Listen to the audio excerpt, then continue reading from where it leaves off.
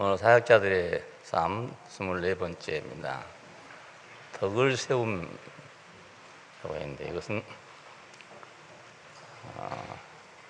고린도후서 12장 19절에 있는 말씀입니다. 이때까지 우리를 너희에게 변명하는 줄로 생각하는구나.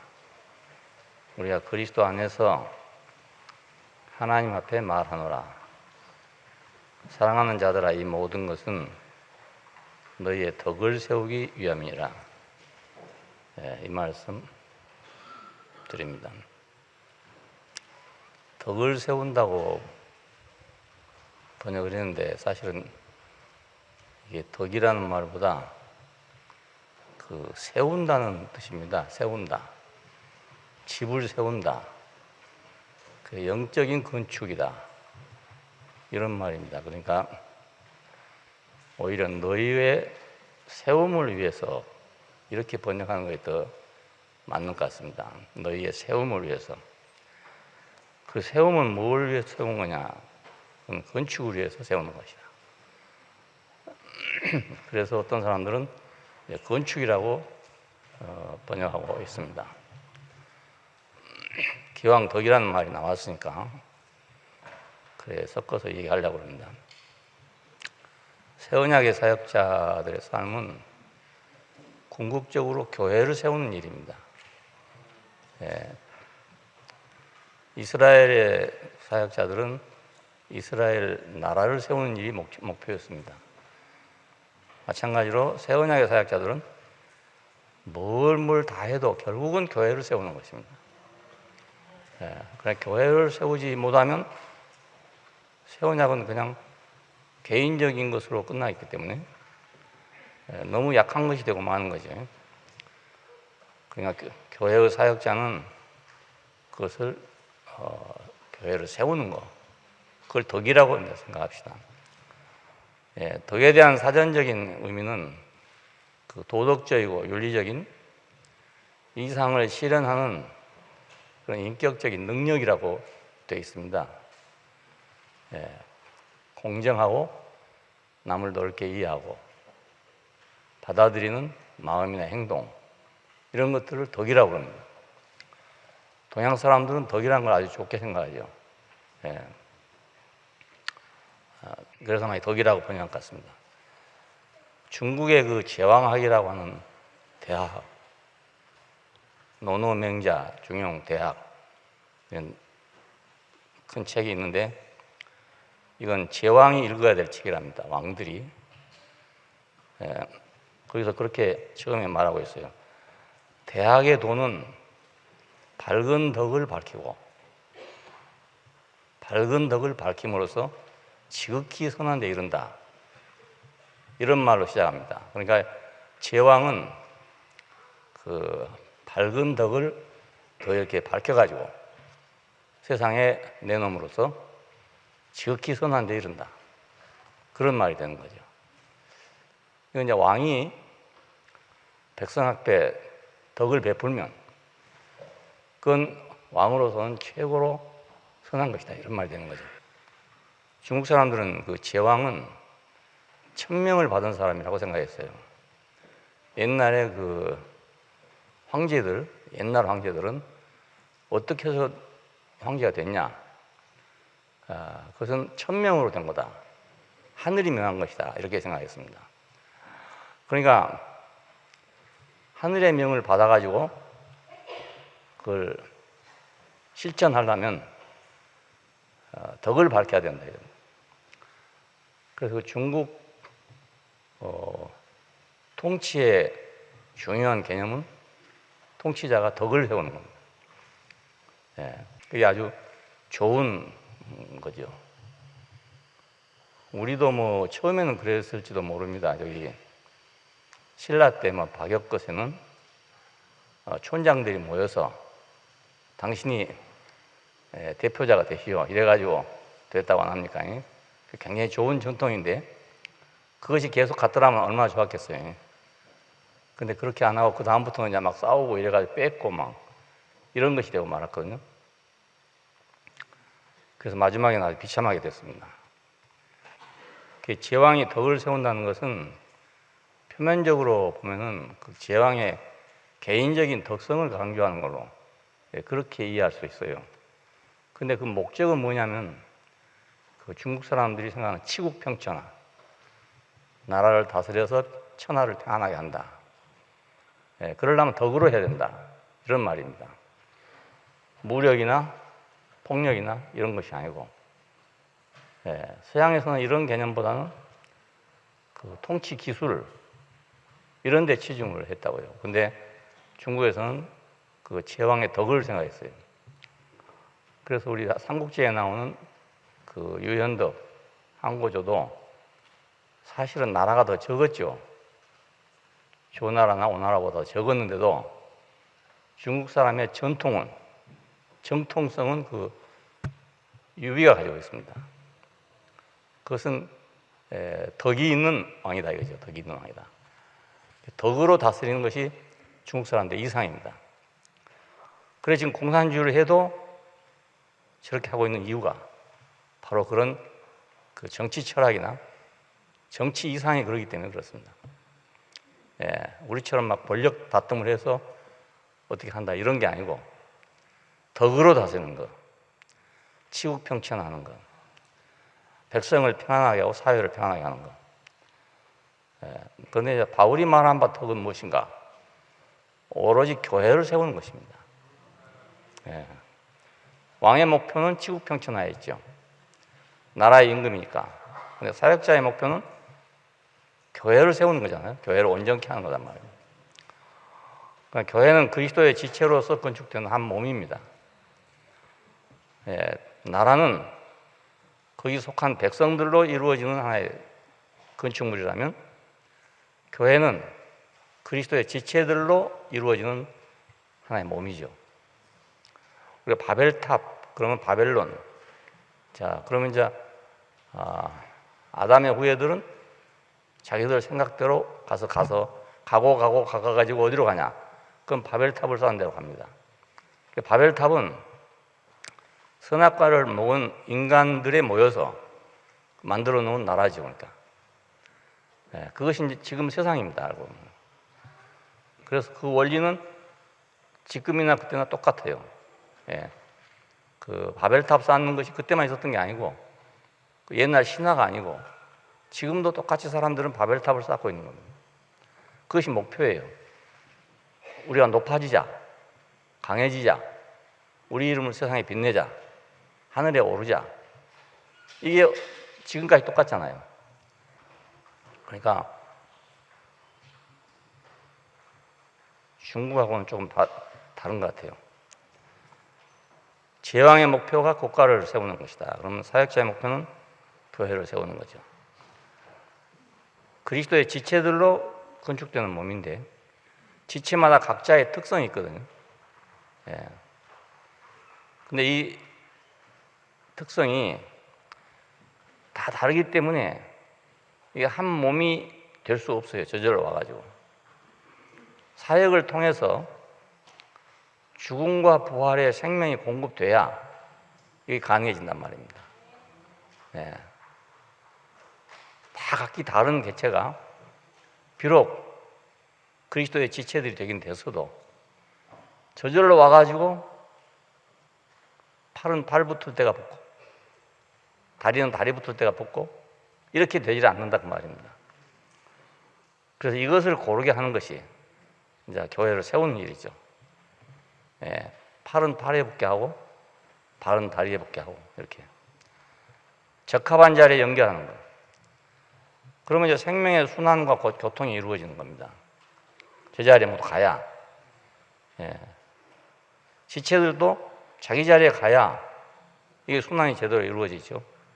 자기 자리에 안 있으면 안 되는 거잖아요. 팔이 아무리 좋다고 팔을 갖다가 다리에 붙여놓으면 자기 역할을 하겠습니까? 역할도 못할 뿐만 아니라 방해거리가 되는 거죠.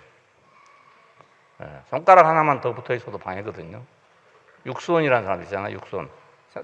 이 손가락 하나가 더 붙었어요. 이거 대단히 불편하거든요.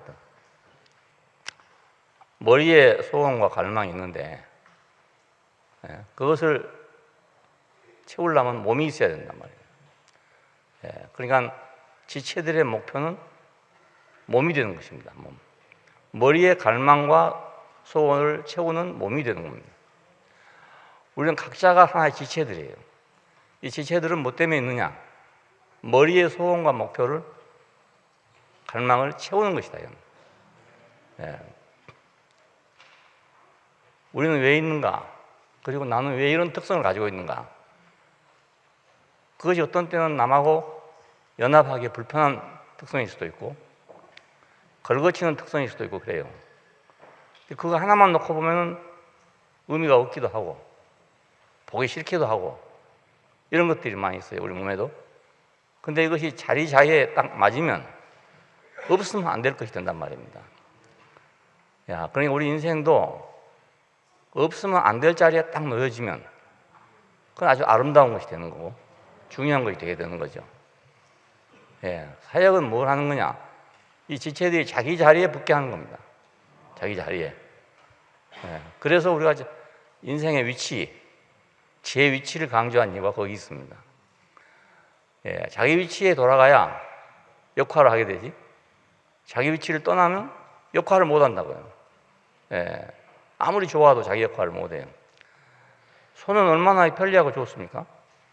그렇지만 이게 발에 붙으면 그 역할을 못 하거든요. 그러니까 손은 손의 역할을 해야 되고 발은 발의 역할을 해야 되는데 그럴 때는 너무너무 필요한 건데 그러려면 자기 자리에 붙어 있어야 된단 말입니다. 그리스도께서는 모든 인류를 자신 안에 포함하고 죽으심으로 그 옛 생명을 끝내고 부활하심으로 새 생명을 가져왔습니다. 이것이 이제 다른 모든 사람하고 다른 점입니다. 다른 성현들은 사람들한테 와서 인간은 이것이 잘못됐으니까 이걸 이렇게 고쳐야 된다 이겁니다. 이렇게 가르친 사람들이죠. 다 옳은 말씀이에요. 다 옳은 말씀. 옳은 말씀인데 그 생명이 그렇게 안 된 생명이란 말입니다. 아무리 가르쳐도 손보고는 손에 붙어 있으라 해도 안 된단 말이에요. 나는 왜 손이 돼가지고 맨날 아침부터 이렇게 바쁘게 일해야 되냐? 여자들은 왜 나는 맨날 설거지 해가지고 손이 부름트고 말이지 뭐 주부 습진이 걸리고 뭐 그래야 되냐? 나도 좀 일 안 하고 놀고 싶다. 그럼 너 발이 다 그냥 걸어 다니라 그러면 난 그건 더 못하겠다. 이러니까 더 안 되는 거죠. 그러니까 아무거라도 다 연합이 되는 게 아니고 연합될 수 있는 어떤 생명이 있어야 연합이 된단 말입니다. 죽고 부활하는 생명이라 연합이 가능합니다. 내가 그대로 살아가지고 연합을 하려면 이리 연합을 해도 안 되고 저리 연합을 해도 안 되고 자기 생각하고 딱 맞은 사람은 없거든요. 세상에 어디가 딱 맞은 사람이 있습니까? 연애를 해보니까 아주 너무너무 딱 맞다. 취향도 맞고 뭣도 맞고 뭐 다 맞았어. 그래서 너야말로 내 뼈 중에 뼈, 살 중에 살이다 했는데 막상 결혼하고 살아보니까 뼈 중에 뼈가 아니고 살 중에 뼈고 이래 되고 안 맞는단 말입니다. 연애할 때처럼 딱 맞는 사람 거의 없거든요. 그러니까 그 옛 생명으로서는 완전한 거 있을 수 없어요. 옛 생명의 특성이 그렇단 말입니다. 뭐 그 사람이 나쁘고 뭐 그 사람이 좋고 이래서 그런 게 아니고 옛 생명의 특성 자체가 자기 중심적이니까 자기가 유익할 때는 그렇게 되지만 자기가 불리할 때는 달라져 버리거든요. 그러니까 죽으시고 부활하신 새 생명 그것이 있어야 연합이 가능하지. 그렇지 않고는 연합이 불가능하죠. 공산주의자들이 말하는 거 들어보면 우리 어렸을 때부터 그런 얘기 들었어요. 그 이론이 뭐 기가 막히다고 그래. 기가 막히다고. 한 번 들으면 빠져나올 수 없다고 말이에요. 기가 막히다 그러더라고요. 근데 그렇게 기가 막힌데 연합이 되면 안 돼요. 그러니까 그걸 단체를 이루려면 몽둥이로 때려야 되는 거예요. 몽둥이로 안 때리면 총칼을 써야 되는 거예요. 그래서 이 세상에서 가장 이상적인 국가를 제시했던 공산주의가 가장 잔인하고 가장 무도한 정치를 했습니다. 왜냐하면 하라는 대로 할 사람이 아무도 없으니까. 그렇잖아요? 군대에 가면 하라는 대로 할 사람이 누가 있습니까? 처음에 없으니까 훈련을 시키는 거죠. 예, 말 안 들으면 때리고 막 이래가지고. 요즘엔 때리지도 못한다는데 참 어렵겠어. 안 때리고 가르치려면 너무 어렵지 않겠어요? 주워 박아가지고 가르치면 쉬운데 요즘에 장교들은 참 어렵겠어. 그러니까 새로운 생명이라 연합이 가능하다. 예, 옛 생명으로는 연합이 불가능하다. 결혼 생활도 옛 생명으로는 연합이 안 돼요. 예, 그러면 누구 나쁘고 좋아서 그런 게 아니고 옛 생명의 특성이 그러기 때문에 그렇다. 새 생명 그리스도의 죽음을 누가 받느냐? 새 생명 누가 받느냐? 새 생명은 그리스도의 죽음을 자신의 죽음으로 동일시하는 사람에게, 아, 저분의 죽음이 곧 내 죽음이구나. 저분과 내가 한 운명이구나. 저분의 죽음 속에 내 운명이 거기 들어있구나. 그렇게 동일시하는 사람에게 주어지는 것입니다. 그러니까 간단해요. 그러니까 내가 노력해서 그런 생명을 받는 게 아니고 내가 예수 그리스도의 죽으심을 보고 십자가를 보고 아, 저기 내가 있구나. 저 안에 내가 있구나. 아, 나는 나를 다른 데 찾았더니 저 안에 내가 있구나. 불가에서는 진정한 자기가 누구냐 그걸 찾습니다. 나는 누군가. 그래서 불교에 가면 나를 찾아 떠나는 길, 그게 불교의 출발입니다. 나를 찾아 떠나는 길. 내가 나를 찾아서 떠난단 말입니다. 아이러니한 얘기 아닙니까? 내가 나를 찾아 떠나. 왜? 지금 나는 내가 아니다 이겁니다. 왜냐하면 모든 다른 걸로 다 덮여있기 때문에 이건 진정한 내가 아니다. 참 내가 아니다. 그러니까 떠나면서 계속 벗고 깨져가지고 나 본연의 자리, 진정 나는 뭔가 그걸 찾는 겁니다. 그러니 거의 얼른 생각하면 참 쉬울 것 같잖아요. 나를 찾아 떠나는 길 제일 쉽겠다. 가까우니까. 나는 여기 있으니까 어디 멀리 갈 것도 없잖아요. 예. 그래서 가만히 앉아 있으면 내가 거기 있잖아요. 그러니까 앉아서 맹상을 하는 거죠. 그런데 내가 나를 찾는 것처럼 어려운 게 없는 거예요. 예. 자기가 자기 아는 것이 제일 어려운 겁니다. 눈썹 위에 뭐 있는 거 안 보이잖아요. 등하불명이라고 합니다. 예. 마찬가지로 사람은 가장 가까운 데가 가장 안 보여. 가장 가까운 데가. 그러니까 내가 나를 찾으면 제일 쉬울 건데 다른 사람 찾는 것도 아니고 내가 나를 찾는데 제일 어려운 거예요. 자기로서 자기는 안 보이니까. 그래서 오랜 수양을 하는 겁니다. 예, 그 자기 눈을 올바르게 만들기 위해서, 진정한 자기를 볼 수 있게 만들기 위해서 수양을 하는 거예요.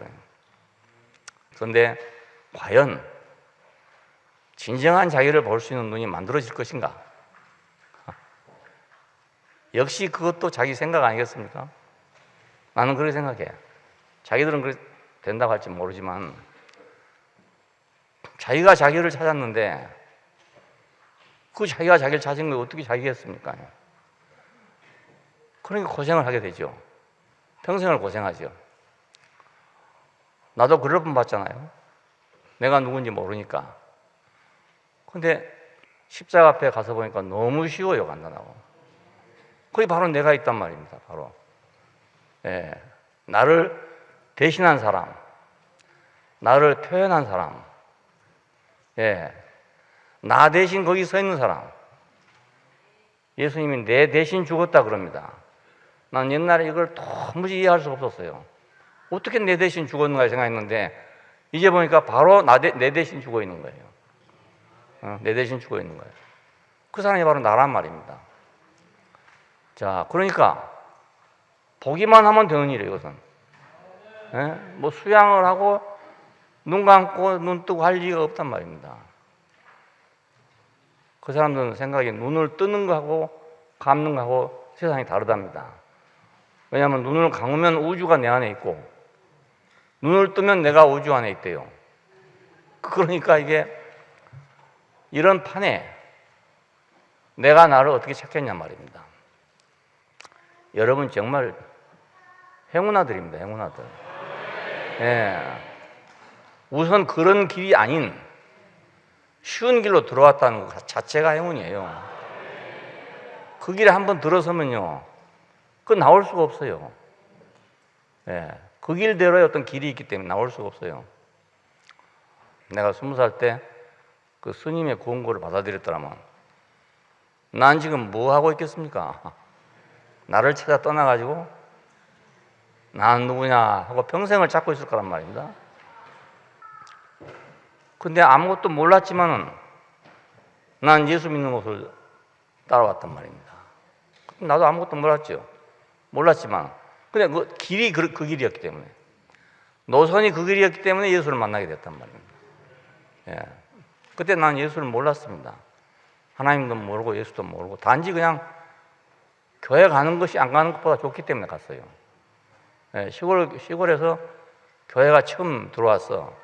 뭐 이런 교회가 들어온 게 아니고 그냥 몇 사람 한데 거기 어떻게 이상하게 초대를 받아가지고 거기 앉게 됐단 말입니다.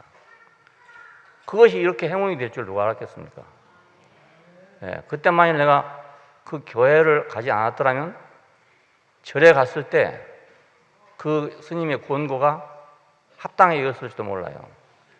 근데 그때 뭘 모르기도 모르는데 뭔가 절은 싫다 이런 게 있었단 말이에요. 왜냐면 어려서부터 이제 교회를 다닌다고 다녔으니까 절은 아니다 이런 걸 배웠단 말이에요. 그래서 안 가게 된 거예요. 그냥 뭐 불교를 알아서 안 간 것도 아니고 내가 뭐 기독교를 알아서 간 것도 아닙니다. 근데 이렇게 달라질 줄 어떻게 알았겠습니까? 보기만 하면 아는 세계로 왔단 말이에요. 그 사람들은 나를 찾아 떠나서 어디 갈지 모르는 세계로 가고 나는 보기만 하면 아는 세계로 왔어요. 보기만 하세요. 예. 내 자신이 그냥 보이는 세계로 왔단 말이에요. 보이는 세계로. 누가 대신 나를 대신해서 죽어줬기 때문에 내가 그 죽으신 분 안에서 내가 발견된단 말입니다. 예. 이것을 이걸 시인하면 나는 죽은 사람인 거예요. 예, 억지로 죽으란 말이 아닙니다. 나는 지금 죽어야 되는데 저렇게 안 죽는지 모르겠다고 막 고민한 사람들이 많거든요. 억지로 죽어집니까? 안 죽어집니다. 억지로 어떻게 죽습니까? 자살해도 그 죽는 게 아닙니다. 죽는 게 아닙니다. 그러니까 내가 그리스도를 나로 동일시할 때 그분 안에서 나를 보고 동일시할 때 물 위로 걸어가는 것도 나하고 다르고 오병이어로 5,000명을 먹인 것도 나하고 다르고 다 다르지만 오직 저기는 하나구나.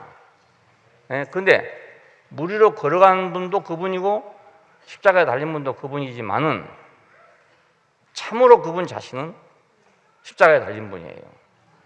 왜냐하면 물 위로 걸어가신 분은 능력이에요. 그것이. 예, 그분 자신이라기보다는 능력이에요. 오병이어로 5,000명을 먹인 것은 그분 자신이라기보다는 그분의 능력입니다. 그런데 십자가에 못 박힌 그 자리는 존재입니다. 예, 그래서 우리는 그분의 존재를 본 거죠. 존재를. 많은 사람들이 그분의 능력을 보고 따라가요. 그냥 그분은 모르는 거예요. 그러니까. 왜냐하면 구약 시대의 이스라엘 사람들이 여호와의 능력을 보고 믿었습니다. 여호와를 몰라. 능력만 알지. 예, 구름 기둥과 불 기둥을 보내주시죠. 만나와 메추라기를 내려주지요. 반석을 쪼개서 물이 나게 해주죠. 이런 능력을 봤어. 그래서 그의 이름을 여호와라고 한 겁니다. 예. 그래, 이런 하나님이 도대체 어디 있냐? 상천하지에 이런 하나님 없다. 그래서 그는 유일하신 하나님이라고 합니다. 유일하신 하나님. 근데 그건 모두 능력을 보고 한 말입니다. 존재를 보고 한 말이 아니고. 그러니까 그런 것이 없어지면 아무것도 모르는 거예요. 가나안 땅에 갔을 때 거기는 이제 만나도 안 내려오고 반석에서 뭐 물이 남은 것도 아니고 오히려 외국에서 침략자가 들어와가지고 괴롭게 하고 이렇게 하게 됐어요. 나라가 망하게 되고 이렇게 되니까 그 사람들은 다 바알을 섬기게 된 겁니다. 왜냐하면 그 광야에서 자기들에게 능력을 베풀어 줬던 그 하나님은 안 보이니까 없단 말이에요. 예. 그때도 그렇게 해줬으면 되잖아요.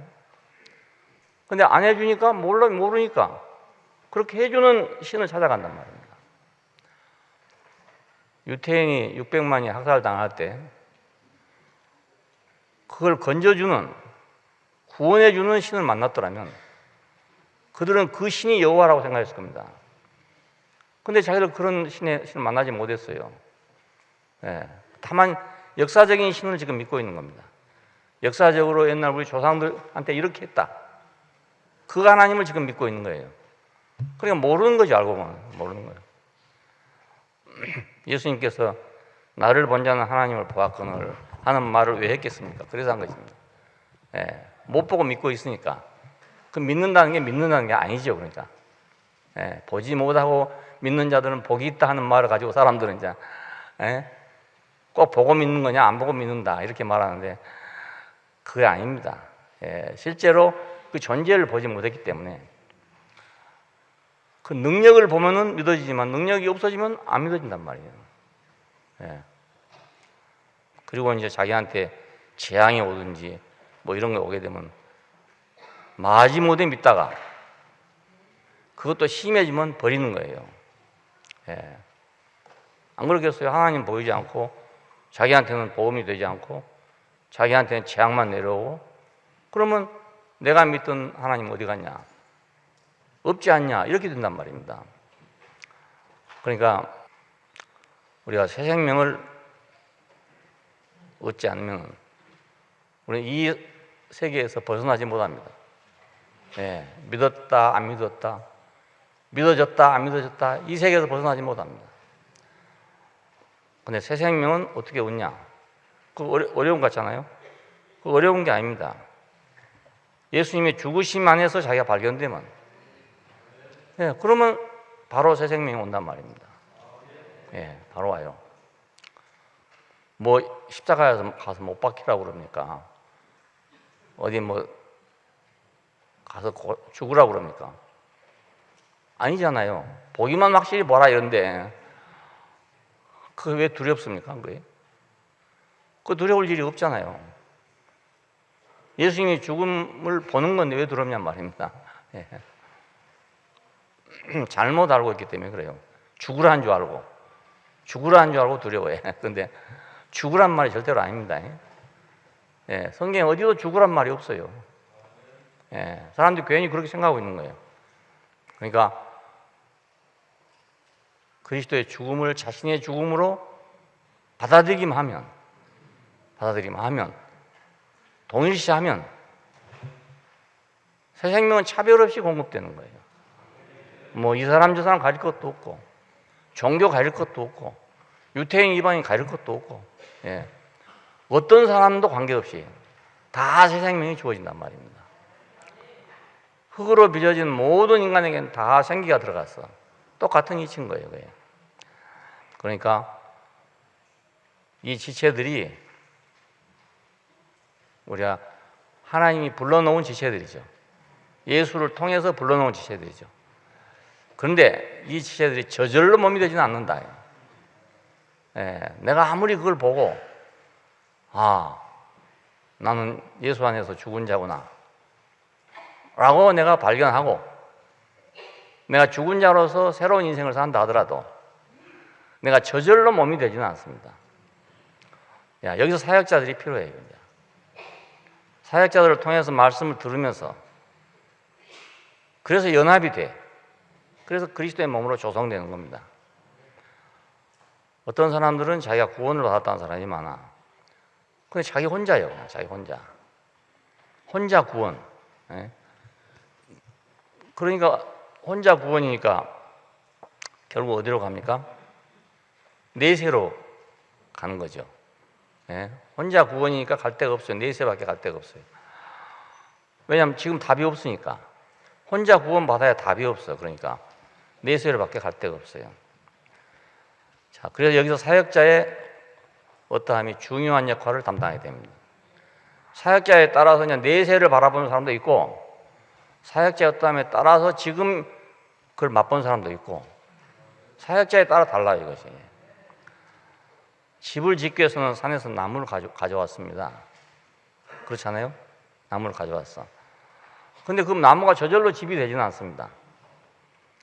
목수가 그걸 적절하게 다듬고 잘라내고 처리하고 이래 적합한 장소에 배치를 해야, 그래야 집이 되는 거죠. 사역자가 하는 일은 바로 그 일을 하는 거란 말입니다. 네. 나무를 키우는 것은 하나님이 하시는 거죠. 근데 그걸 짜맞춰서 집이 되게 하는 것은 사역자가 하는 일입니다. 그러니까 집을 짓는 것은 목수목이라고 해야 되죠. 목수의 목이다. 바울은 왜 필요했냐? 이 사람은 집을 짓는 사람이거든요. 자, 여기서 이제 사역자의 차이를 봅시다. 모세의 사역과 예수의 사역에 왜 차이가 생기냐? 두 분 다 사역자들입니다. 두 분 다. 모세는 하나님의 말씀을 돌판에 받아온 사람입니다. 그래서 율법을 선포하고 성막을 건축했어요. 그래서 성막은 뭐가 됩니까? 이스라엘의 중심이 됩니다. 이스라엘은 성막을 중심으로 해서 운행되고 움직이는 그런 백성이 됐어요. 예, 그러니까 이스라엘 민족의 중심이 돼야 한 거죠.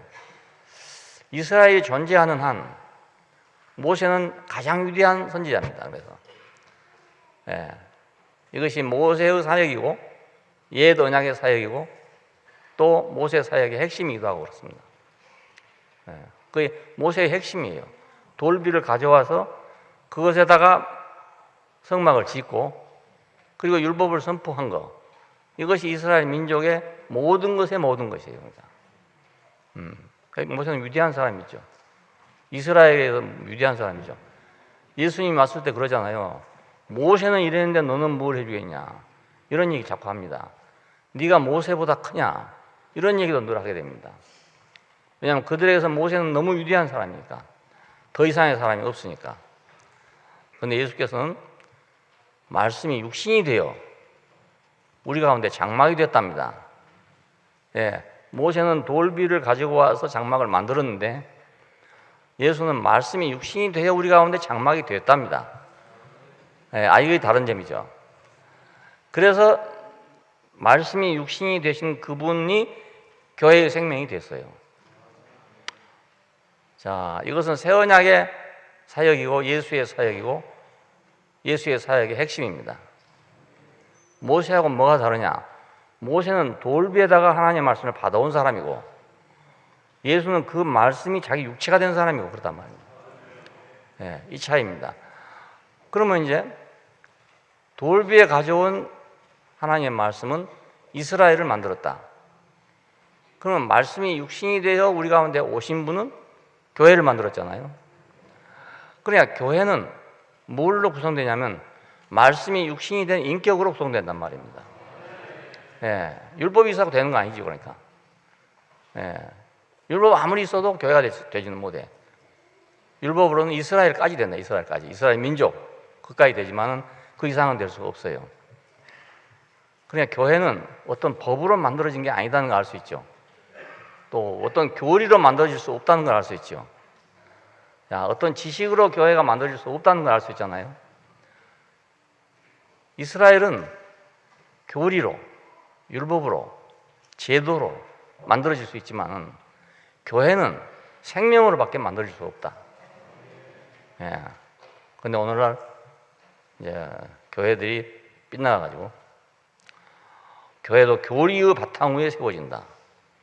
제도의 바탕 위에 세워진다. 전통 위에 세워진다. 이렇게 지금 되고 말았습니다. 그러니까 그리스도의 몸인데 그리스도의 몸이 어떻게 교리로 세워지겠냐 이겁니다. 예, 그럼 불가능한 일이죠. 이게. 차원이 다르니까 서로가. 그러면 교리로 만일 어떤 집단을 만들고 세워졌다면 그것은 이스라엘 민족과 같은 그런 것이 되는 거죠.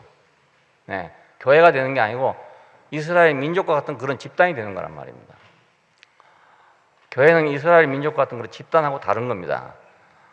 예, 이건 생명 공동체잖아요. 그러니까 생명으로 연합된 하나의 몸이지 이스라엘처럼 백성이 모여 있는 그런 집합소가 아니란 말입니다. 예, 그러니까 모세가 지은 집과 예수님이 지은 집, 그럼 둘 다 하나님의 거처예요. 둘 다 하나님의 거처. 구약 시대는 모세가 지은 집에 거하셨고, 신약 시대는 예수가 지은 집에 거하신다고요. 예, 근데 성막은 물질로 지어진 건축물이고, 얼른 알기 쉽게 해서 교회는 인격으로 지어진 사회다 이겁니다. 예, 간단히 구별하면 그렇습니다. 그럼 인격으로 지어진 사회를 어떻게 법이나 교리나 전통이나 이걸로 어떻게 그게 되겠냔 말입니다. 예, 근데 개신교는 교리를 가장 중요하게 생각합니다. 그리고 구교는 제도를 가장 중요하게 생각합니다. 그래서 개도리에서는 다른 건 좀 잘못해도 다 용서를 해요. 그 사역자들한테 다 용서를 합니다. 그리고 다 길을 열어줘요. 근데 그 제도에 대해서 반대한 사람, 제도를 이탈한 사람은 절대 용납이 안 돼요. 예. 제도에 대해서 이탈하지 않는 사람은 끝까지 보장을 해요. 그러니까 한번 서품을 받으면 죽을 때까지 다 보장을 해요. 근데 개신교는 반대예요. 그 사람이 어떤 사람이었냐, 이건 관계가 없어. 예. 관계가 없고 교리에 위배되면 이단이 돼버린 거예요. 예. 교리에 위배되면. 그러니까 교리가 모든 것보다 가장 중요하다 그 말이 되는 거죠. 그래 심지어는 뭐 바로선 장로교가 다 있잖아요. 여러분 이제 볼리동 어디 가니까 바로선 장로교가 있더라. 바로선 장로교. 그 바로 선다는 말이 어떻게 서는 걸 바로 서는 것이라 하겠습니까? 교리에 확고하게 섰다 그 말이거든요. 그러니까 교회가 교리로 세워질 수 없다. 제도로 세워질 수도 없다. 오직 그것은 인격으로만 세워진다. 예. 이와 같은 다름에 대해서 요한은 아주 분명하게 말했어요. 율법은 모세로 말미암아 주신 것이요 은혜와 진리는 예수 그리스도로 말미암아 온 것이다. 예, 이건 모세의 사역과 예수의 사역이 근원적으로 이렇게 다르다 그 말입니다. 예. 어떤 집을 짓느냐 하는 것은 그러니까 사역자의 어떠함과 깊이 관계가 되어 있습니다. 예. 그런 교회도 사역자에 따라서 이렇게 될 수도 있고 저렇게 될 수도 있고 그렇습니다. 자, 구약의 한계를 봅시다. 구약의 사역은 객관적이라고 했죠. 돌비니까 무슨 객관적이죠? 하나님의 말씀이 돌비에 있어, 책에 있어, 율법에 있어. 그러니까 객관적이죠. 돌비에 새겨졌고 집도 마찬가지로 물질로 지어졌어. 자, 그래서 하나님 앞에 나아가는 것도 보면 달라요. 드리는 제물도 자신을 드리는 게 아니고 자신의 소유 중에서 짐승이나 곡식 같은 것을 드립니다. 근데 그것도 자기가 직접 드리는 게 아니고 제사장들이 대신 드려줍니다. 철저하게 객관적입니다. 예, 나는 가지고 가기는 가지고 가도 내가 아니고 가지고 가도 내가 드리는 게 아니라 제사장이 대신 드려주는 겁니다. 예. 드리는 자는 제물을 가지고 가서 제사장이 자기를 위해 드려주는 걸 보고 그 의식에 참여하면 돼, 참여. 그러면 자기는 하나님하고 관계를 가졌다고 생각하는 겁니다. 그래, 이건 객관적인 관계죠. 네, 객관적인 관계. 표면적인 관계. 아버지 집에 선물을 가지고 갔어. 근데 불효한 아들인데 선물을 가지고 갔어. 그러니까 선물보다는 효성이 있는 아들이 필요한데 효성은 없고 그래도 축석이를 안 갈 수 없으니까 수박을 사가지고 갔어. 그러면 수박이 이제 자기의 효성을 대신한 거죠. 그래도 안 가는 것보다 낫다. 그렇게 간 거니까. 근데 그것도 아버지가 들어오지 말라 그러니까 그 수박을 다른 사람이 받아다가 대신 드려줘. 이 아무개 아들이 이걸 가져왔습니다. 그러면 아들은 그 수박을 드려졌다는 말을 듣고 돌아가는 거죠. 그럼 아버지를 만난 겁니까? 못 만난 겁니까? 못 만난 거 아닙니까? 구약은 그런 거나 마찬가지란 말입니다. 아버지와 아들이 참으로 만나는 것은 생명으로, 인격으로 만나지는 거 아니겠어요? 근데 어떤 형식으로만 만나진다면 참된 만남이 될 수가 없지요. 하나님과의 관계가 단지 의식적인 거래라고 할 수 있었어요. 그래서 우리가 개도릭에서는 더 많지만 개신교에서도 어떤 의식이 있잖아요. 의식, 종교적인 의식이 있는데 그 의식에 참여하는 것을 마치 하나님께 가는 걸로 그렇게 생각하는 겁니다. 우리가 하나님 앞에 갈 때는 의식으로 갈 수가 없어요. 어떻게 의식으로 가겠습니까? 아버지 앞에 갈 때는 불효하면서도 수박 한 덩이 가져갈 수 있지만 하나님 앞에 가면서 수박 한 덩어리 갖다고 해서 되겠냐 이겁니다. 하나님은 수박이 필요 없다고 말입니다. 아버지는 여름에 더우니까 수박이 필요하지만 하나님은 수박이 필요 없단 말이에요. 그러니까 수박 가지고 간다 해서 내가 하나님 앞에 갔다 왔다고 할 수가 없는 거잖아요. 그러니까 마음을 다하고 뜻을 다하고 정성을 다해서 주 너희 하나님을 사랑하고 예수님이 이렇게 말씀했잖아요. 이건 못하는 겁니다. 이게 아무리 해도 그렇게 안 되는 겁니다. 이게 아무리 해도 생명으로 드려지지 않으니까 안 된단 말이에요. 이게 비극이죠, 결국. 인격적인 교통이 필요한데 의식과 제도 이상을 넘어설 수 없었던 거라고요. 이게 구약의 한계예요. 이거 히브리서 10장을 여러분이 집에 가 읽어보시면 자세하게 기록이 되어 있어요. 깊은 교통을 위해서는 모든 방법을 동원해서 힘쓰고 애를 써 가슴을 태웁니다. 종교생활 많이 해보신 분들은 잘 알겠지만 목숨을 바치면서까지도 충성을 다한다고요. 구약에 보면 바알을 섬기는 사람들이 막 옷을 찢어가면서 막 부르짖었다고 합니다. 그런데 엘리야는 옷을 찢지 아니하고 가만히 앉아서 무릎 사이에 얼굴을 쳐박고 있었어요. 근데 불이 내려왔다 그럽니다. 하나님이 아시니까. 하나님을 만나려는 대부분의 종교가 이 한계를 못 벗어나고 있어요. 정성을 들이면 된다. 열심을 내면 된다. 이 한계를 못 벗어나. 그래서 해도 안 되니까 결국 답을 내세로 미루고 있는 겁니다.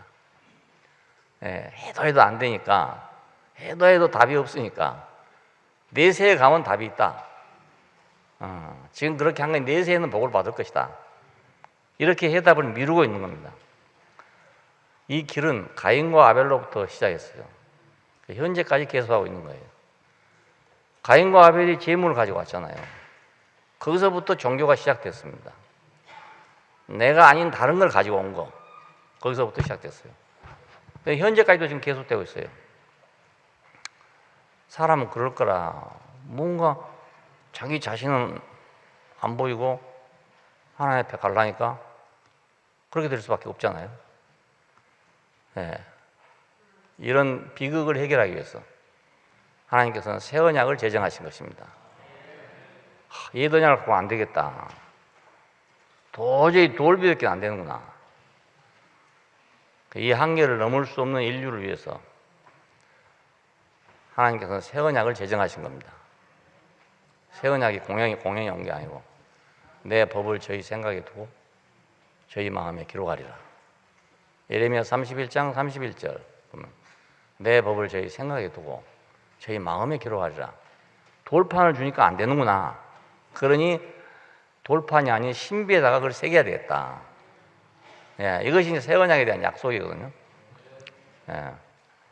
이 약속은 이스라엘이 완전히 망한 다음에 왜냐하면 해볼 때까지 다 해보고 망한 다음에 한 처녀가 성령으로 잉태해서 아들을 낳음으로써 성취됐습니다. 처녀가 잉태해서 아들을 낳았다. 어떻게 처녀가 잉태해서 아들을 낳겠습니까? 이게 우리 상식으로 불가능한 일 아닙니까? 아하스 왕에게 말합니다. 예루살렘 성이 완전 포위돼가지고 밖으로 나갈 수 없게 돼버렸어요. 그래서 왕이여 여호와께 구하십시오 했더니 아니다, 나는 구할 수 없다. 이 상황에서 무엇을 구하겠냐?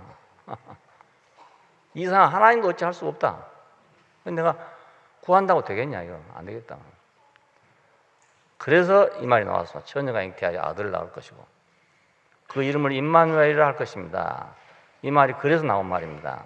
그러니까 왕이 생각할 때 이건 하나님도 어찌 할 수 없다고 생각하지만 하나님으로서는 할 수가 있습니다. 이 말이거든요. 할 수가 있습니다. 그 말을 처녀가 잉태해서 아들을 낳을 것입니다. 예. 세상에서 제일 어려운 거 이거잖아요. 처녀가 잉태 아들을 낳는 것이 제일 어려운 일이잖아요. 사람이 죽었다 살아난 것보다도 더 어려운 거라고 이게. 더 어려운 것보다 아주 불가능한 거죠. 이것이 어디서 입증됐습니까? 그가 죽은 자들 가운데서 부활하심으로 입증됐어요. 우리가 처녀가 잉태해 아들을 낳았다 이걸 찾아보면 어디서 그걸 찾겠습니까? 세상에서 아무데도 그걸 찾을 수 없어요.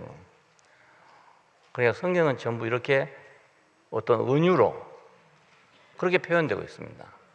그냥 문자 그대로 처녀가 잉태해 아들을 낳았다 한다, 이건 말도 안 되는 소리다. 사람들은 이렇게 생각한단 말이에요. 성경은 그렇게 쓴 말이 아니에요. 그러니까.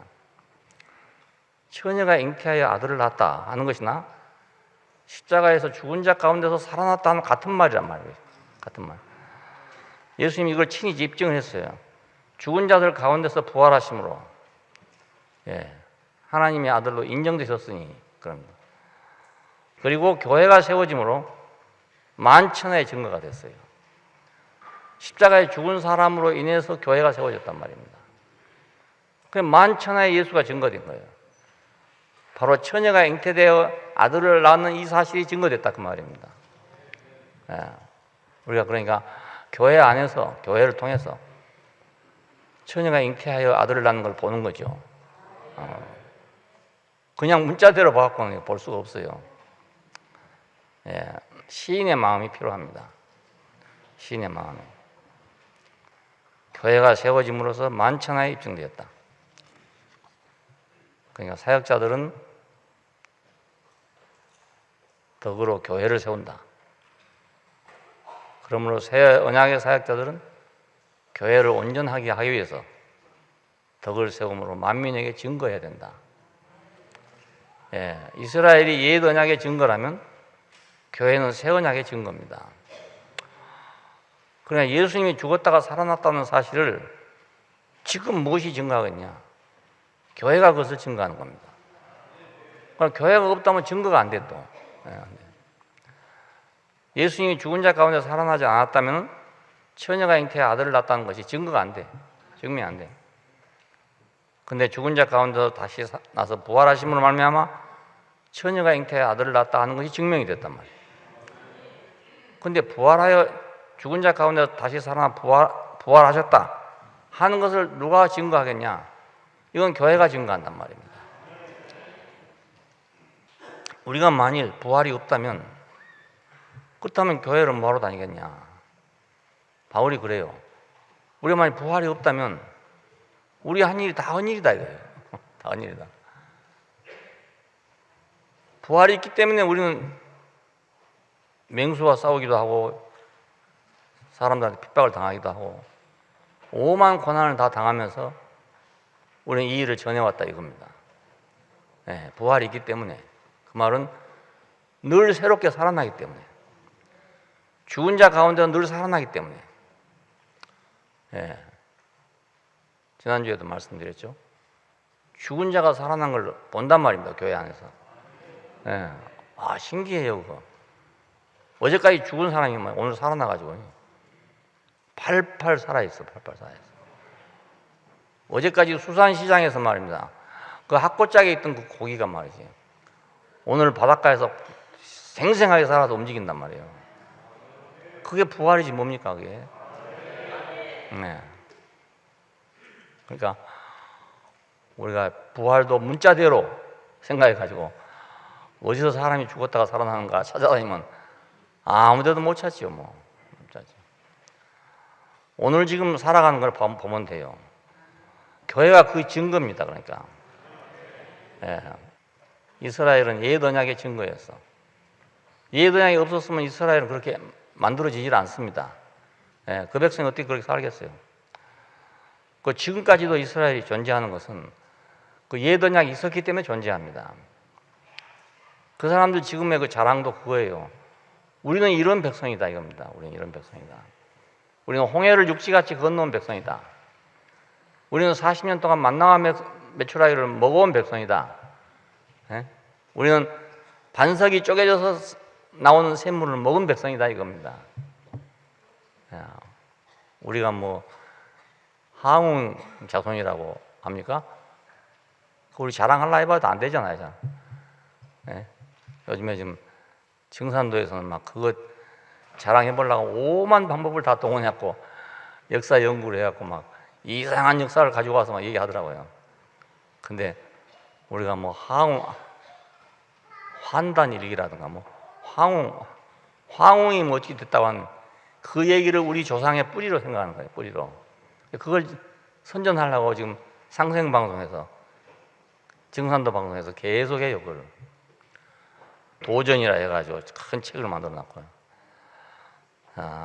그게 정말 환상적인 것이지. 근데 이스라엘 사람들 역사적으로 우리 민족은 이런 민족이다. 그 자부심 때문에 지금 저 이스라엘이 존재합니다. 그 자부심 때문에. 그러니까 옛 언약의 증거로 지금도 이스라엘이 존재하고 있죠. 마찬가지로 새 언약은 죽으시고 부활하신 예수 그리스도의 인격 안에서 완성됐단 말이에요. 자, 이 완성이 어디서 증명됩니까? 오늘 교회로 증명된다고요. 우리는 지금 그 증명자들이에요. 증명자들, 증거자들. 우리가 아무것도 아닌 사람 같은데 이 놀라운 사실의 증인들이에요. 이 놀라운 사실의 증거죠. 말도 안 되는 사실의 증거자들이에요. 처녀가 잉태해 아들을 낳는다. 이건 말도 안 되는 소리고, 사람이 죽었다가 부활했다. 이건 말도 안 되는 소리잖아요. 이 말도 안 되는 사실의 증거자들이에요. 그걸 지금 증거하고 있는 게 교회란 말입니다. 이상하지 않아요? 그러니까. 그래서 사역자들의 삶으로 이 삶을 공급해가지고 교회를 자라게 하고 자라남으로 증거가 되게 해야 된다. 그게 사역자들의 일입니다.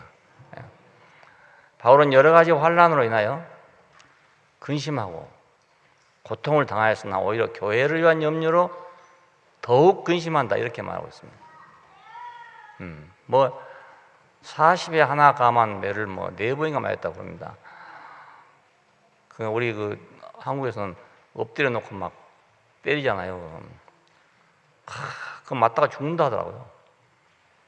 40대 맞으면 살겠어요? 못 살죠. 엉덩이가 막 다 헤어질 정도로 맞으니까. 그리고 뭐 오만 환난을 다 닦았어요. 근데 그것이 문제가 아니고 교회를 위한 염려로 더욱 근심한다 그래요. 자신이 행한 모든 것은 교회를 세우기 위한 것이라 그 말입니다. 덕이란 말은 세운다는 뜻이에요. 그리스도인의 덕성은 그러니까 건축에 필요한 거죠. 세상에서 덕성은 온유하고 남을 충분히 이해하고 덮어주고 이런 걸 참 덕 있는 사람이라고 그러잖아요. 뭐 얼핏 하면 막 지적하고 나쁜 것만 말하고 막 이런 건 사람이 덕이 없는 사람이다 이렇게 말하고, 다 어떤 걸 덮어주고 싸매주고 돌봐주고 이런 걸 보고 덕이 있다고 그래요. 덕이. 그게 재승박덕이란 말이 있습니다. 재주는 있는데 덕이 없다 이런 사람이 있어요. 재주는 있는데 덕이 약하다. 그 재주가 넘어 있으면 사람들을 다 무시해버려요. 그러니까 덕이 없어지는 거죠. 조금 적당히 멍청하면 또 이해도 하고, 아, 나도 이런데 남도 그러겠지. 뭐 이렇게 하는데 너무 탁월하게 머리가 좋아버리면 왜 이걸 모를까 하는 생각만 든단 말이에요. 왜 이걸 못할까? 왜 이걸 모를까? 이 생각만 하니까 맨날 그걸 지적한단 말입니다. 그러니까 덕이 없게 되죠. 그리스도인의 덕성은 건축에 필요합니다. 개인적으로 고매한 덕성을 수양을 통해서 얻었다는 사람도 있어요. 기독교인 가운데도 그런 사람이 있습니다. 혼자 예수 믿는데 아주 점잖은 사람들이 많이 있습니다. 착한 사람들. 교회 다니는 사람보다 훨씬 착한 사람이 많이 있는 사람도 있어요. 교회는 다닌다 하면서 뭐 개차반처럼 산다. 이런 사람도 많잖아요. 예, 많아요. 예, 그런 사람 때문에 교회가 욕을 얻어먹습니다. 예, 그렇지만 그 사람 욕을 얻어먹게 하고 자기도 욕 얻어먹고 남을 욕 얻어먹게 하지만은 교회의 구성원이 돼 있고 이 고매한 품성을 가지고 있는 사람은 교회가 아니란 말입니다. 예, 그러니까 이 말도 안 되는 소리에 증인이 될 수가 없어. 예, 그런 사람 보고 누가 뭐라 하지도 않아. 너 말도 안 되는 소리 하냐? 이런 소리도 하지도 않아. 점잖게 덕만 세우니까, 점잖게 하니까. 근데 그것이 하나님 나라에는 필요가 없다는 사실입니다. 예, 자기만 필요하지 누구한테 필요합니까, 그게? 내가 비록 아무것도 아니라 할지라도 하나님이 필요하다는데 내가 있어야 되지.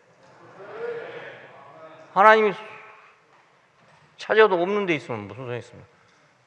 하나님 찾으니까 아이고 나는 거기 못 갑니다. 뭐 가니까 뭐 시시한 것들만 있고 말이지. 가보니까 뭐 지저분한 것만 있고 난 못 갑니다. 갖다 쓸 수가 없죠. 건축하는데 꼭 좋은 데만 들어가라는 법이 없습니다. 다 기둥이 되라는 법이 없잖아요. 다 석가래만 되라는 법이 없어요. 어느 구석에 들어갈지 모릅니다. 하필이면 화장실 짓는데 들어간 나무도 있잖아요. 그러면 그 나무는 말이야 항상 꿀이는 맞고 말이지. 그래야 된다고요. 근데 주인은 화장실이 사실은 더 필요하거든요. 더 필요하고요. 나 같은 경우는 화장실이 더 필요해. 식당 다음에는 화장실이 필요한데 실제로 더 필요한 것은 화장실이에요. 왜냐하면 식당은 하루에 3번만 가면 되는데 화장실은 하루에 한 10번 이상 가니까 화장실이 훨씬 필요해. 그러니 나무들이 모두 와서 나는 화장실은 안 가겠다 했구만. 그럼 나는 어디 가서 화장실 일을 보겠습니까? 그럼 밖으로 나가야지 않아요. 그럼 개처럼 된단 말입니다.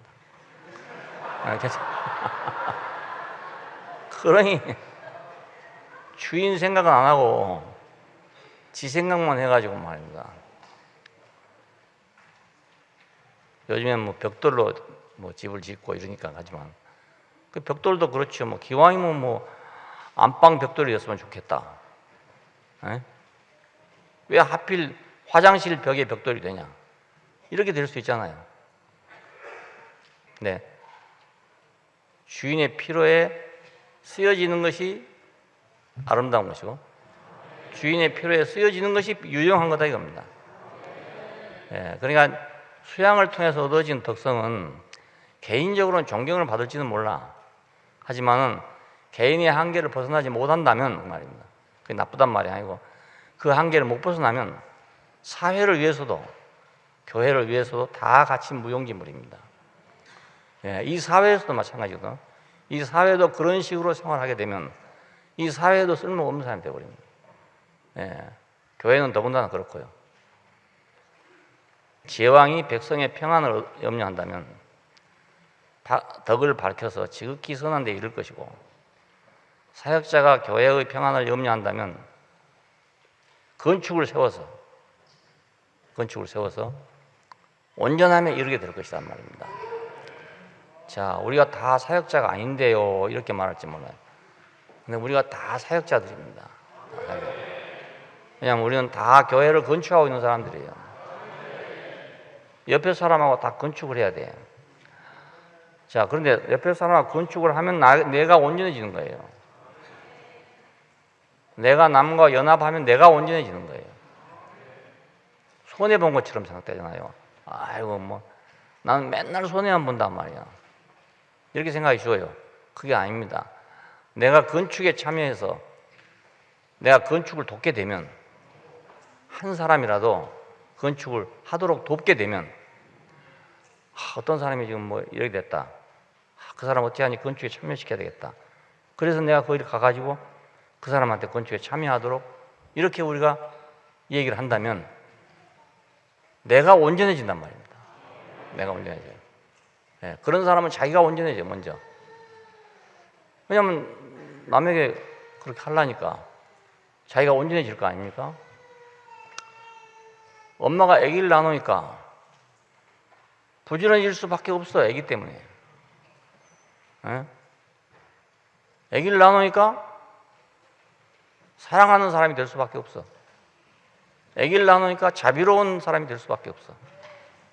아기를 낳으니까 이상하게 내가 원치 않던 다른 사람이 되는 거예요. 예, 우리 자매들 다 경험했죠. 예. 여러분에게 원래부터 그런 큰 자비가 있었습니까? 예? 잠 안 자고 아기 키우고 말입니다. 뭐 밤에 몇 번씩 깨가지고 막 울고 이런데도 또 그래도 또 젖 먹이고 말이야. 아, 이런 정성이 어디가 있었습니까? 그 하루도 못 견뎌, 못 견뎌.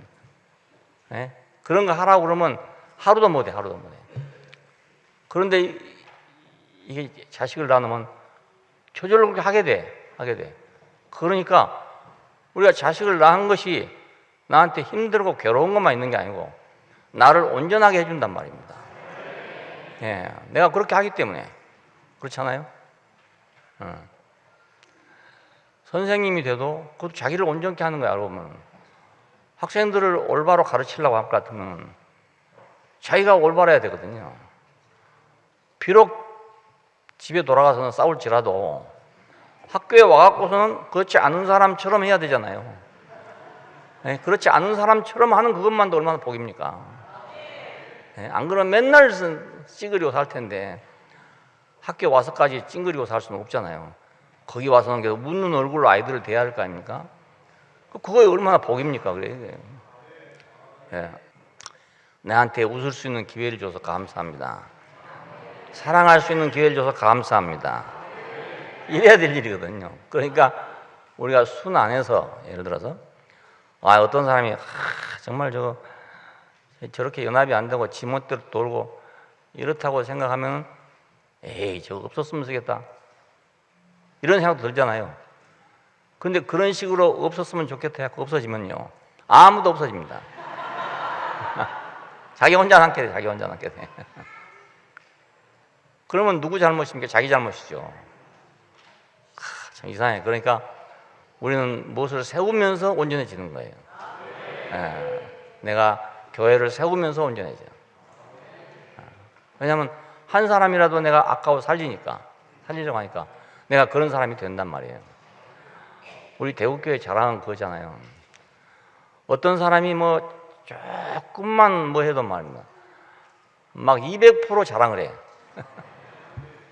옆에서 막 해줘. 막 잘한다 해줘. 야, 이런 데는 없잖아요. 다른 데 가면요, 뭐 조금 이렇게 하면요, 그까지 가지고 뭐 이러냐. 그냥 확 밟아버리거든요. 근데 우리는 말입니다. 뭐 조그만, 어제까지 막, 엉겅퀴 노릇 하다가 오늘 조그만 포도 한 송이만 가지고 와도 말, 와! 하고 막 그냥 난리요, 난리. 그러니까, 이런 세계 어디가 있습니까, 이게? 그럼 여러분, 이런 세계 아니면 그렇게 해보겠어요? 누구 그 싫은 사람이 말입니다. 한 번 뭐 좀 잘한다고 말입니다. 그렇게 칭찬하겠어요? 예, 저건 뭐 언제 또 변할지 몰라. 이렇게 된다고요, 이게. 부모가 자식한테 돼도 그렇거든요. 부모도 자식한테 늘 시달리고 이런 부모들은 애가 뭐 조금 잘하잖아요. 그러면 그걸 막 살려 칭찬해 줘야 되는데 아이고 저것도 며칠이나 가겠냐 뭐 이래버린다고요. 그럼 불이 일어나다 꺼져버린 거예요. 또 그냥 없는 것도 막 살려줘야 되는데 그 아이들은 격려를 통해 자란답니다. 격려를 통해서 사랑과 격려를 통해서 자란데 거기다 선악을 하는 기준을 가지고 맨날 너는 왜 아직도 이것도 안 되냐, 맨날 이거 왜 안 되냐 이렇게 하면 그냥 죽어버리는 거예요. 그냥 죽어버리는 거예요. 그렇다고 아무 짓이나 해도 가만 놔두란 말은 또 절대로 아닙니다. 예. 우리 교회에서 혹시 또 그렇게 잘못된 경우가 좀 있어. 무작정 가만 놔둬가지고 남의 차 본네트 위에 와서 막 뛰고 논다든지 이런 아이들도 있거든요. 와, 깜짝 놀랐어. 한 몇 녀석이 막 차 본네트 위에 올라가고 막 뛰고 노는 거예요. 뛰고. 그러니까 아무거나 해도 된다고 가르치라는 말도 아니고, 예, 잘한 일을 격려해줘서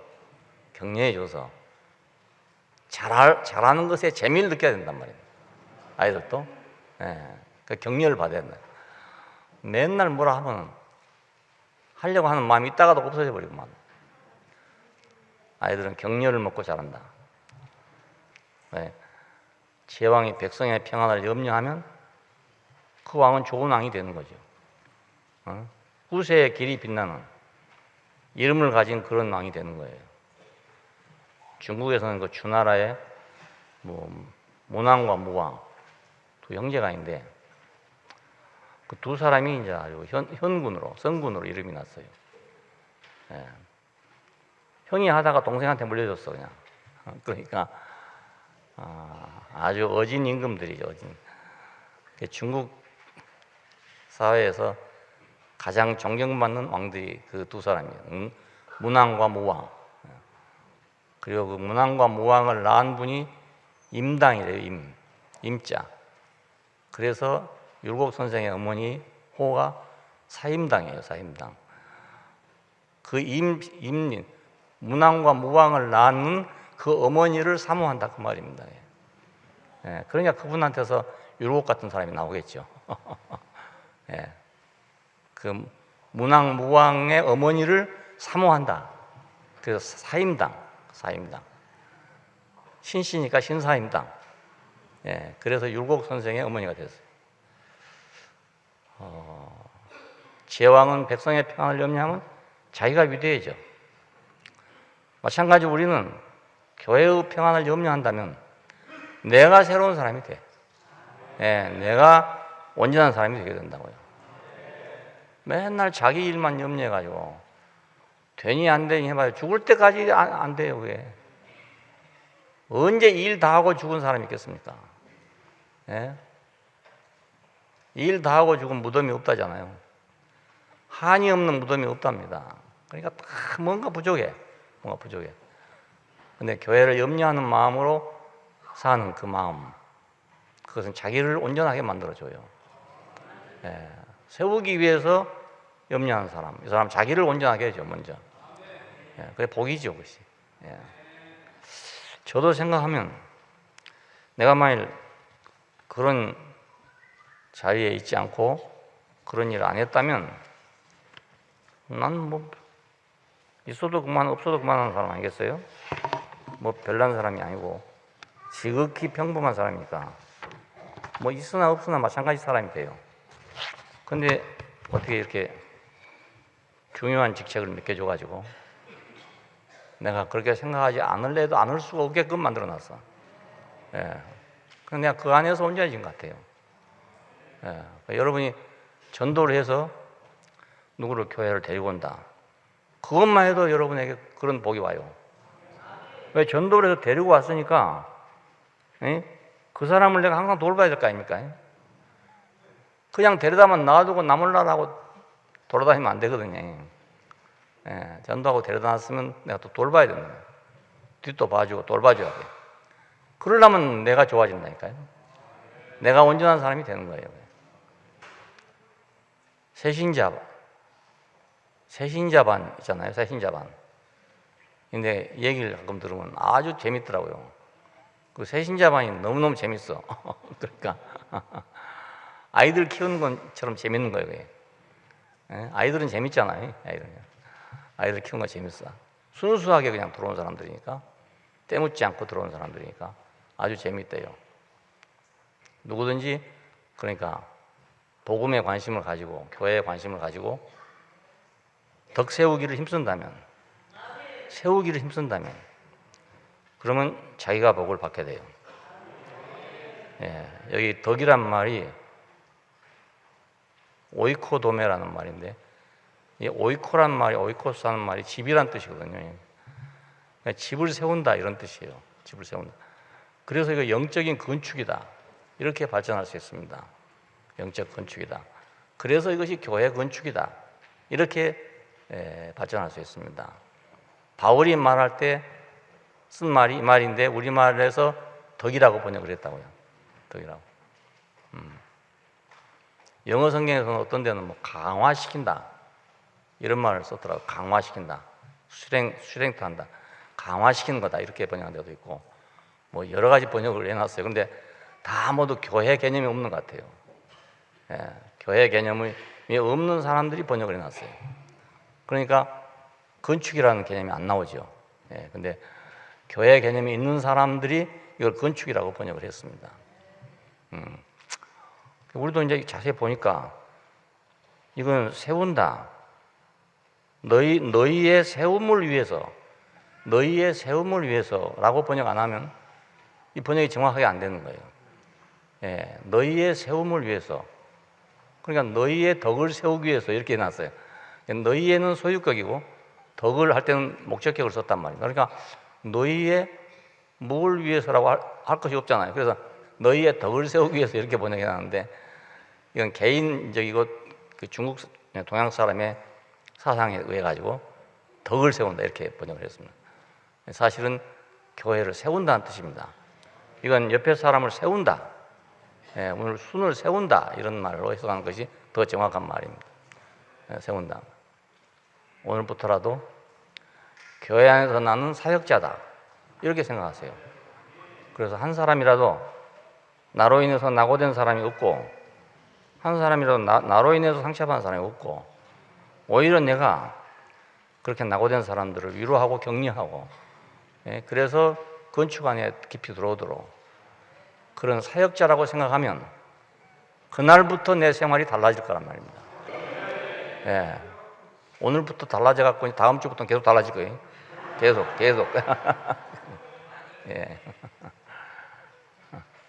우리 이세훈 형제 그렇잖아요. 옛날에 학습지하고 일하고 다닐 때는 맨날 학습지밖에 생각 안 하는데 요즘에는 맨날 교회밖에 생각 안 하잖아요. 얼마나 달라졌습니까? 상도 형제 때문에 따라온 자매들이 많아. 모르는 사람 물어보면 다 상도 형제 따라왔대. 근데 상도 형제 까칠하다고 이래서 근데 까칠하거나 말거나 하여간 따라온 사람 괜히 많아. 그러니까 얼마나 만일에 그렇지 않았으면 그 까칠한 성격이 어찌 되겠습니까? 옆에 가지도 못하지. 그런데 사역자가 되니까 그 까칠함에도 불구하고 사람이 따라온단 말입니다. 까칠하다는 게 뭔지 잘 모르겠는데 까칠하다고 그래. 하여간에 주님을 위한 사람은 자기가 먼저 복을 받습니다. 상대방이 복 받기 전에 내가 먼저 복을 받습니다. 기도하십시다. 감사하신 아버지 하나님, 우리를 하나님의 거룩한 건축에 참여시켜 주시고 또 우리로 하여금 건축의 몫을 담당하도록 축복해 주신 걸 감사합니다. 우리 주변에서 우리가 서로 세우는 사람으로, 서로 일으키는 사람으로, 서로 집을 짓는 사람으로 이렇게 살게 되기를 원하고, 이 집이 죽은 자 가운데서 살아나신 그리스도를 증거하는 하나의 증거물이 될 때까지 우리가 우리의 모든 걸 다할 수 있게 되기를 원합니다. 주 예수님 이름으로 기도합니다. 아멘.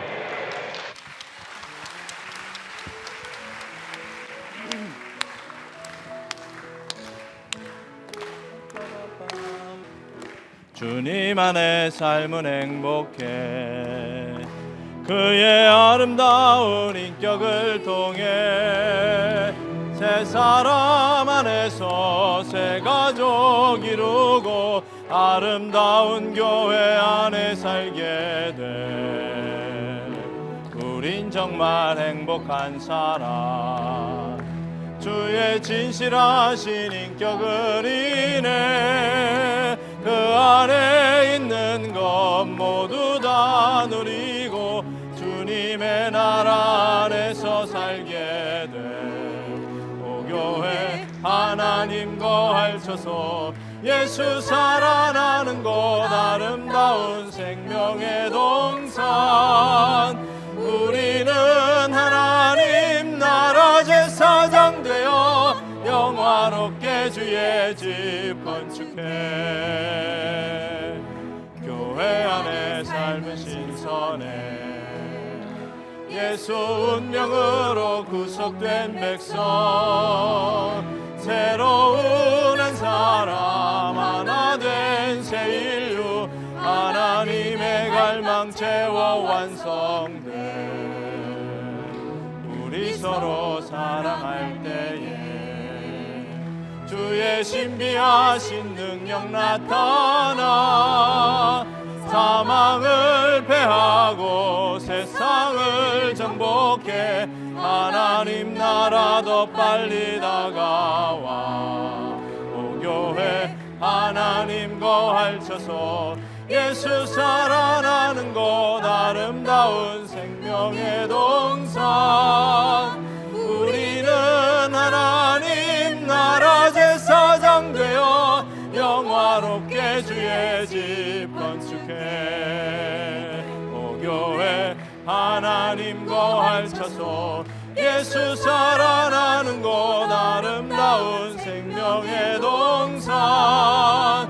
우리는 하나님 나라 제사장 되어 영화롭게 주의 집 건축해. 영화롭게 주의 집 건축해.